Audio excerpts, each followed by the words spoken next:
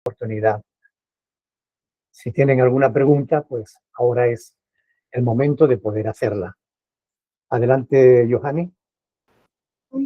Pastor, quería que me aclare algo. Nosotros nacemos con nuestros nombres inscritos en el libro de la vida, porque según la palabra también dice que todos aquellos que reciben a Cristo como su Señor son registrados en el libro de la vida. Quería que me ayudara a entender esas dos diferencias. A ver, realmente la palabra de Dios dice que Dios quiere que todos sean salvos. Y teniendo en cuenta que la doctrina de que nacemos en pecado es una doctrina católico-romana que no tiene fundamento bíblico, porque hablar de que somos pecadores por naturaleza es acusar a Dios de que hizo mal la naturaleza. La naturaleza la hizo Dios y Dios todo lo que hace lo hace bien. Por tanto, nosotros nacemos no en pecado. Acabamos pecando porque todo lo que nos rodea, todo el mundo está bajo el maligno. Y la corriente de este mundo nos impulsa y finalmente acabamos pecando todos. Pero siendo que no nacemos en pecado, nuestros nombres están escritos en el libro de la vida desde, yo creo, antes de nacer. ¿Ok? Es cuando fallamos, cuando nos rebelamos, cuando pecamos y nos alejamos de Dios, que ahí es cuando se puede borrar nuestro nombre del libro de la vida. Cuando alguien apostata de su fe, cuando alguien se aparta y no quiere saber nada de Dios, cuando rechazamos al Salvador que nos puede librar, ¿quién nos va a salvar entonces? Entonces, si rechazamos a Cristo, ¿quién otro? Si no hay otro nombre bajo el cielo dado a los hombres en quien podamos ser salvos. La palabra nos exhorta en Apocalipsis que debemos hacer la voluntad de Dios. Dice, si no borraré tu nombre del libro de la vida. ¿Okay? Por tanto, nuestros nombres están escritos en el libro de la vida desde antes que nacemos. Pero si cuando se nos predica el evangelio somos rebeldes y lo rechazamos y apostatamos y nos mantenemos en rebeldía y en incredulidad, nuestros nombres pueden ser borrados del libro de la vida. Para entender, pastor, nacemos con nuestros nombres inscritos desde antes de la fundación del mundo. Durante el camino nos apartamos porque la corriente del mundo nos jala, y más si no vivimos en un hogar cristiano con valores, pues obviamente acabamos pecando y siendo arrastrados. Ahí nuestros nombres son borrados del libro de la vida. No. El nombre, he dicho, es borrado cuando la persona apostata de su fe, cuando la persona se revela definitivamente contra Dios. Y ustedes saben que hay dos tipos de apostasía. Una apostasía temporal y una apostasía definitiva. La apostasía temporal es de que cuando una persona no tiene conocimiento de Dios, comete errores, pecados, se revela contra el Creador, pero es por ignorancia, es porque no conoce la verdad, o aún conociéndola puede que se aparte durante un tiempo y tal, pero que después vuelva. Su nombre no ha sido borrado porque ha pecado, porque ha estado lejos de Dios. El nombre es borrado cuando una persona consciente y voluntariamente se revela contra el Creador. Tendríamos que ir a Hebreos capítulo 6, del 4 al 6, y Hebreos capítulo 10, del 28 al 31, donde ahí vemos lo que es la apostasía definitiva. Ahí es cuando el nombre es borrado del libro de la vida. Cuando hay una apostasía definitiva, no una apostasía temporal. Pastor, a lo que voy, perdóneme que insista en Adelante. algo. Yo entiendo claramente lo que es la apostasía temporal y la definitiva. Yo lo tengo claro. Pero con relación a eso, a que entonces yo digo, no, si la gente vive haciendo lo que le da la gana simplemente porque de repente no se le predicó el evangelio o no se quieren creen en Dios, pero no se comprometen con Dios, sus nombres van a seguir inscritos en el libro de la vida a pesar de eso y van a ir al cielo igual. No, porque tengan en cuenta que hay un juicio. Si la persona muere en incredulidad, si la persona muere lejos de Dios, Es como si hubiera apostatado de su fe. Su nombre será borrado del libro de la vida. Pero eso será en el juicio. ¿Ok? No antes. Por eso es que dice que los libros serán abiertos. Claro. Ya, ahora sí, pastor, gracias. De nada. ¿Más preguntas? Johnny. Buenas tardes, pastor, hermanitos, buenas tardes. Disculpen que llegué unos minutos tarde. Pastor, Adelante. antes de hacerle mi pregunta, quiero preguntarle una vez más que no entendí bien lo que la hermanita Johanny preguntó, le preguntó a usted. O sea, el papá de mis hijos no cree, el mundo, mis vecinas no creen, no son cristianos. O sea, sus nombres también de ellos están inscritos en el libro de la vida, a pesar de que no quieren, no creen, que son católicos, que están sacando la imagen del Señor de los Milagros. Ahorita que es octubre, es el mes morado, que lo llamamos en Perú, cargan ahí todos los días al Señor de los Milagros. O sea, de ellos también su nombre está inscrito, pastor. A ver, déjenme decirlo de la siguiente manera.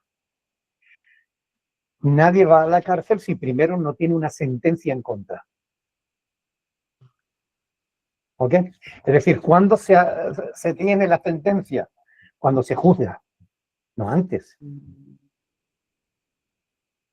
La persona puede estar viviendo como incrédula, puede ser un rebelde, pero cuando llega a la presencia de Dios, si no se ha convertido, su nombre será borrado del libro de la vida.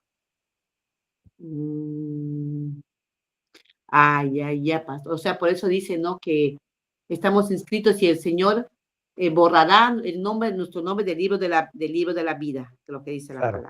palabra. De A todo el pesar mundo de que está los calvinistas afirman que nadie será borrado del libro de la vida. Pero la palabra de Dios es diferente.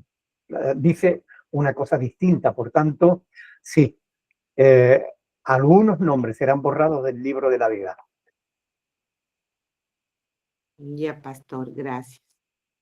Bien. Le hago mi pregunta, pastor. Fíjense que Apocalipsis capítulo 3, versículo 5, dice, el que venciere será vestido de vestiduras blancas. El que venciere, Apocalipsis 3, 5, el que venciere será vestido de vestiduras blancas, y no borraré su nombre del libro de la vida, y confesaré su nombre delante de mi Padre y delante de sus ángeles. El que venciere. Pero ¿cuándo se sabe si ha vencido o no? Al final de la batalla, no antes. ¿Okay? Ahora sí, pastor, muy claro. Gracias, pastor. Y aquí está claro que cuando dice el que venciere será vestido de vestiduras blancas, es al final. y no borraré su nombre del libro de la vida, quiere decir que el que no venciere sí que borrará su nombre del libro de la vida. Claro, y eso se ve al final ya de todo, pastor, ¿verdad? Porque Claro. no vencemos ahorita, sino cuando ya es al final de nuestra vida, si permanecemos fieles y vencemos. Ya, gracias, pastor. Yo tengo esta pregunta, pastor. Hace tiempos que quiero preguntarle. En Juan 17, siempre me ha gustado este versículo, pastor, y siempre lo repito. Siempre cuando oro, viene a mi mente este versículo que dice nuestro Señor ¿Qué versículo es? 17, el 9, pastor. Me gusta mucho y yo siempre en mi oración me acuerdo de este versículo, cuando Jesucristo, nuestro amado Señor, dijo, yo ruego por ellos, no ruego por el mundo, sino por los que me diste, porque tuyos son. Ajá. Pastor, en esta oración, Jesucristo también está orando por nosotros, ¿verdad? Porque lo dice acá en su palabra. Está orando por los creyentes. Sí, por nosotros. Y a mí me gusta y me regocija este versículo. Pero acá dice, no ruego por el mundo. O sea, ¿es en ese momento que Jesús nos estaba pidiendo o siempre Jesús está orando, pidiéndole al Padre por nosotros y no por los que no le conocen? A ver, antes dije que Dios quiere que todos sean salvos. 1 Timoteo 2:4, ¿verdad? Pero Dios sabe que no todos van a ser salvos, porque no todos quieren creer. Hay gente que se aferra a las cosas temporales, que se aferra al mundo. Es a eso a los que se refiere que no ora por el mundo, sino por los que el Padre le dio. Es decir, esto tiene que verse en el capítulo 6 de Juan, donde se ve cómo el Padre lleva las almas a Cristo. ¿Ok? Dice, los que creyeran. Por tanto, está orando por los que creen. Los calvinistas piensan que solo se salvarán aquellos que Dios escoja. Y sí, es verdad, pero una verdad a media. Porque ¿a quiénes escoge Dios para salvación? A los que creen. Nos salvaremos los escogidos. ¿Quiénes son los escogidos? Los que creemos. Esa ha sido la elección de Dios. Es decir, el que cree se salva, el que no se condena. Esa es la elección de Dios. ¿Ok? Y es por eso, por los escogidos, por los que el Padre le entrega, por los que Jesús está orando en ese pasaje bíblico. Esto es a futuro, o sea, los que creemos de aquellos tiempos de ahora y los que van a creer, Él ora por nosotros. Sí, así es. ¿Alguna otra pregunta? Pastor, buenas tardes. Buenas tardes. Pastor, Dígame. había leído acá en Gálatas capítulo 3, ¿Perdón? versículos, en Gálatas, Sí. capítulo 3, versículo 6 Sí. al 7. Como ahí está hablando de la fe, así Abraham creyó a Dios y le fue contado por justicia. Sí. Sabed, por tanto, que los que son de fe, estos son hijos de Abraham. Ajá. Cuando dicen hijos de Abraham, ¿es por fe o porque tenemos fe como él? Es que es precisamente por eso que se nos llama hijos de Abraham, porque tenemos fe como él. ¿Ok? Se le llama a Abraham se le llama el padre de la fe, porque se considera el primero que creyó, ¿no? El que, hablando del pueblo judío, ¿no? El pueblo judío comienza en Abraham. Entonces, se cree que él es el padre de la fe porque fue quien creyó a Dios. ¿Ok? Y como nosotros creemos en Dios, entonces nos dice que somos hijos de Abraham, ¿no? Porque hemos creído igual que él. Porque yo una vez escuché que decían, nosotros somos hijos de Abraham y ustedes no. Pero, a ver, Si son creyentes, son hijos de Abraham. sí son creyentes. Pero hay una diferencia en creyentes, porque creen. Pero cuando son cristianos es porque obedecen al Señor, ¿verdad? Bueno, a ver. A ver. Podemos rizar el rizo. Pero si son creyentes, si están creyendo en Cristo, son hijos de Abraham. ¿Ok? Nosotros hacemos diferencia a veces, bueno, si está en mi iglesia es hijo de Dios. Si está en la iglesia de enfrente, no. No hagamos ese tipo de cosas porque solo Dios sabe quiénes realmente son verdaderos hijos de Dios y quiénes no. ¿Ok? Ni siquiera todos los que están en nuestra iglesia son hijos de Dios. En mi tierra, se gusta mucho del flamenco, hay un fandango que dice que ni están todos los que son, ni son todos los que están. ¿Ok? No hagamos nosotros la diferencia, dejemos que sea Dios el que la haga. Claro. Ya, pastor, gracias. De nada. ¿Johanny? Sí. A ver, sí, pastor, buenas tardes. Buenas tardes, pastor. Tremenda palabra. Daria, me encanta verte de pie, mi hermana. Gracias, sí. Estoy viniendo, sino que como no todos los domingos tenemos la bendición de escucharlo, pero estoy viniendo, gracias a Dios. Bueno. La palabra hoy día es tremenda, porque verdaderamente que la fe a veces no tiene sentido, sobre todo cuando estamos siendo probados. Claro. Verdaderamente. Sobre todo cuando estamos siendo probados. Sí, verdaderamente que es fuerte esa piedra que nosotros mismos levantamos en nuestras vidas. Así es. Y esa propósito, la palabra del día de hoy que quiero consultarle. Yo creo en la Trinidad, Padre, Hijo, Espíritu Santo. Nuestro Señor Jesucristo dijo, mi Padre y yo uno somos.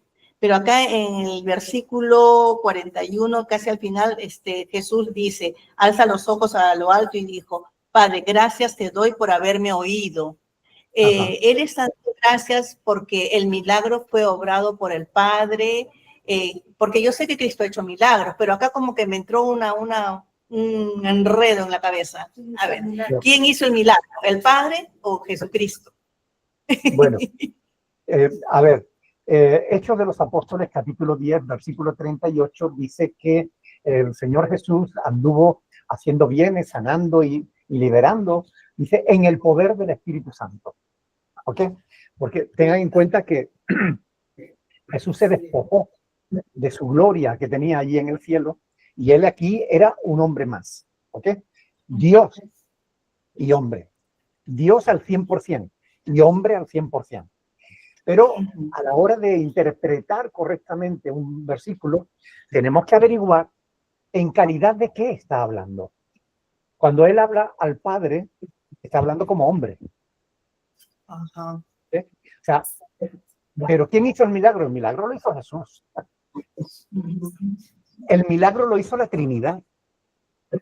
Lo hizo cuando Jesús obra el Padre con él y obra el Espíritu Santo con él. Porque él obra, Dios es el que hizo el milagro. Y el Padre es Dios, el Espíritu Santo es Dios y Cristo es Dios. Por tanto, el milagro lo hizo la divinidad. Divinidad solamente hay una. Dios hay uno. Pero dentro de la divinidad hay tres personas distintas. Y aunque esto sea un misterio difícil de entender, yo a veces lo pongo el ejemplo de la humanidad. Humanidad hay una. Pero todos nosotros formamos parte de la humanidad y somos personas diferentes. Pero tenemos la misma naturaleza. Como el Padre, el Hijo y el Espíritu Santo tienen la misma naturaleza. Ellos son Dios, nosotros no. Nosotros somos humanos. Pero participamos de la misma naturaleza. Tenemos carne, hueso, tenemos sentimientos, emociones, voluntad, etcétera, etcétera. ¿Ok? Tenemos la misma naturaleza. Somos muchos, pero hay una sola humanidad. La divinidad son tres personas, pero son una sola divinidad. Es un milagro que aceptamos por fe porque nuestra mente no alcanza a entender todas las cosas de Dios. León Tolstoy dijo que si Dios fuera tan pequeño como para que pudiéramos entenderlo en todo, no sería el Dios tan grande que necesitamos. Verdaderamente que sí, la palabra es si nosotros creyendo, se nos hace un enredo, pobre de los que no creen, los unicitarios, por lo que creen Claro. solamente en el Padre, qué sé yo. Fíjate que los apóstoles se llevaron 3 años y medio con el Señor y todavía no entendían muchas cosas. ¿Verdad?